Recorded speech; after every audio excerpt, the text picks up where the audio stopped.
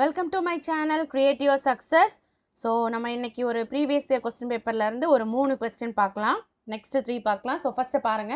Complete the series 1, 1, 1.5, 3, 7.5. தொடரை நிறைவு செய்க அப்படின்னு கொடுத்திருக்காங்க. 1, 1, 1.5, 3, 7.5. சரியா இப்படி கொடுத்திருக்காங்க. நம்ம அதை வந்து கொஞ்சம் பிரிச்சு எழுதியிருக்கோம். 1, 1, 1.5, அதுக்கப்புறம் 3, 7.5 என்ன அப்படின்னு சொல்லிட்டு கேட்டிருக்காங்க. சரியா ஸோ இதில் பாருங்க. ஸோ 1 into 1 என்னன்னு பாருங்க. 1 into 1 எவ்வளோப்பா 1. சரியா அதுக்கப்புறம் 1 into 1.5 எவ்வளவு 1.5. 1.5 into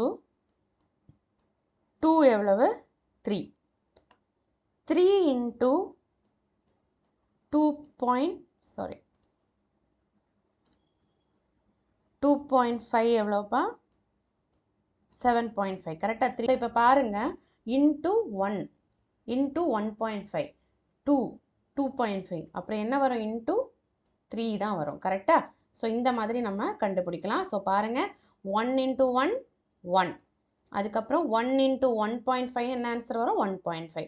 1.5 into 2 3, 3 into 2.5 7. ஸோ 1 1.5 2 2.5 அடுத்து என்ன வரும் 3. இதுக்கு அடுத்து வந்தால் 3.5. அப்போ நமக்கு இங்கே வந்து 3 தான் இருக்குது. கரெக்டாக ஸோ 7.5 into 3 என்னன்னு பாருங்கள். ஸோ 7.5 into 3 நமக்கு எவ்வளவு இங்கே 15 1 21 22. ஸோ 22.5. ஸோ நமக்கு ஆன்சர் இதில் என்ன வரும் 22.5. ஓகேவா ஸோ ஆன்சர் கரெக்டாப்பா புரிஞ்சுதா. ஓகே நெக்ஸ்ட் இன்னொரு சீக்வென்ஸ் பார்க்கலாம். சிம்பிளிஃபிகேஷன் கணக்கு தான். ஓகே ஸோ இதில் பாருங்கள் இதுதான் நம்ம வந்து பார்க்க போகிறோம். A1 C3 F6 J10 O15 அடுத்து என்ன அப்படின்னு சொல்லிட்டு கேட்டிருக்காங்க. ஓகேவா அடுத்து என்னன்ட்டு கேட்டிருக்காங்க. இங்கே பாருங்கள் இந்த இது வந்து காணாமல் நீங்கள் படிச்சுக்கணும். அதாவது A is equal to 1, ஏக்கு வந்து numerical value 1, B 2, C3, D4 இந்த மாதிரி 26க்கும் நீங்கள் வந்து கண்டிப்பாக படிச்சுக்கணும். ஸோ பாருங்கள் இங்கே A1 நான் இருக்குது A1 C3 ஓகேவா C3 அடுத்து F6 J10 O15. ஸோ இந்த சீக்வன்ஸ் கொடுத்துருக்காங்க. இதுக்கு அடுத்து வந்து என்ன அப்படின்னு சொல்லிட்டு நமக்கு கேட்டிருக்காங்க. ஸோ இங்கே பாருங்கள் இதுக்கும் டிஃப்ரென்ஸ் பார்த்தீங்கன்னா 2. கரெக்டாக இதுக்கு டிஃப்ரென்ஸ் என்னப்பா 2. 1 கூட நீங்கள் 2 ஆட் பண்ணால் என்ன வந்துடும் 3. ஓகேவா நெக்ஸ்ட்டு இந்த 3க்கும் இந்த 6க்கும் உங்களுக்கு எவ்வளோ பாருங்கள் 1 2 3 டிஃப்ரென்ஸ் எவ்வளவு 3. 6க்கும் இந்த 10க்கும் உங்களுக்கு டிஃப்ரென்ஸ் எவ்வளோ இருக்குது 4. இங்கே பாருங்கள் 6க்கு அப்புறம் 1 2 3 4. நெக்ஸ்ட்டு இந்த 10க்கும் 5க்கும் 1 2 3 4 5 டிஃப்ரென்ஸ். அப்போ என்ன ஆகும் 2 3 4 5 அடுத்து எத்தனை டிஃப்ரென்ஸில் வரும் 6 தான் வரும். கரெக்டாக ஸோ 1 2 3 4 5 6. அப்போ ஆன்சர் என்னது U21. இதோட டிஃப்ரென்ஸ் என்ன 6. ஓகேவா கொஞ்சம் ஈஸியாக இருக்கு இல்லையா. ஸோ U21 தான் நமக்கு ஆன்சர். ஸோ இது தெரிஞ்சிருச்சுன்னா உங்களுக்கு இந்த இது ஈஸியாக போட்டுடலாம். ஓகேவா ஸோ இது செகண்ட் சம். இனி தேர்ட் சம் பார்க்கலாம். ஓகே தேர்ட் சம் வந்து ஒரு டைம் அண்ட் ஒர்க் தான் நம்ம பார்க்குறோம்.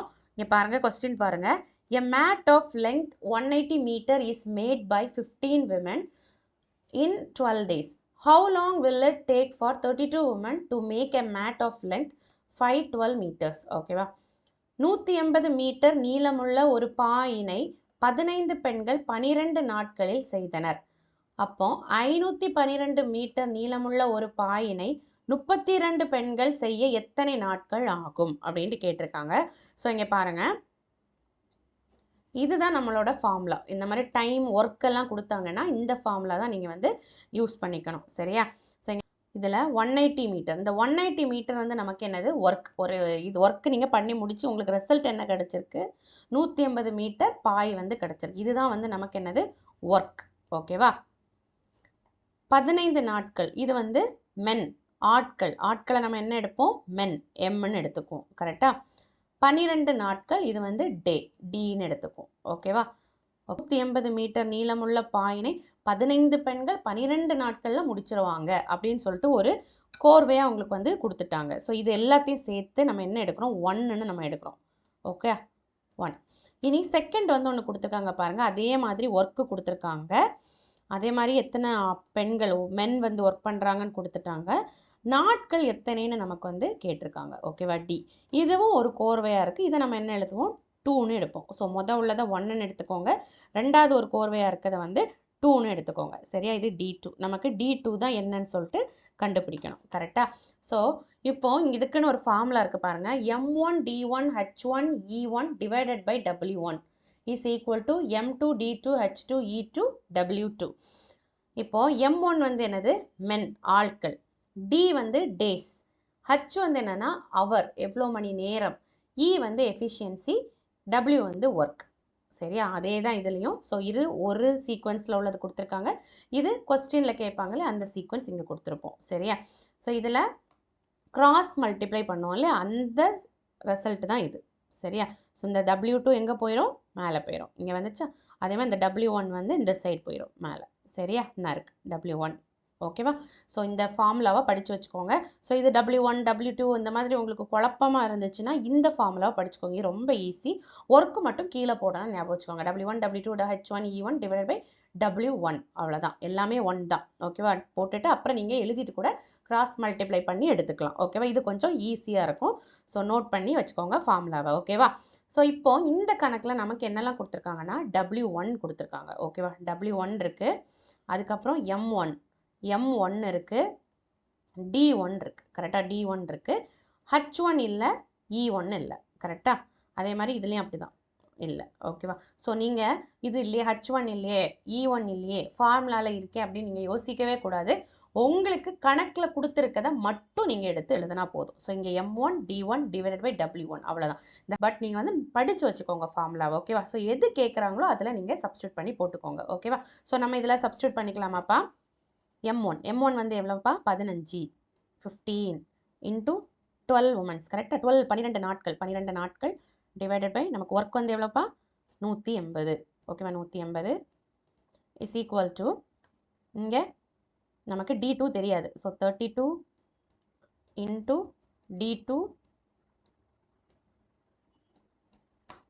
டிவைடட் பை எத்தனை கொடுத்துருக்காங்க மீட்டர்? 1.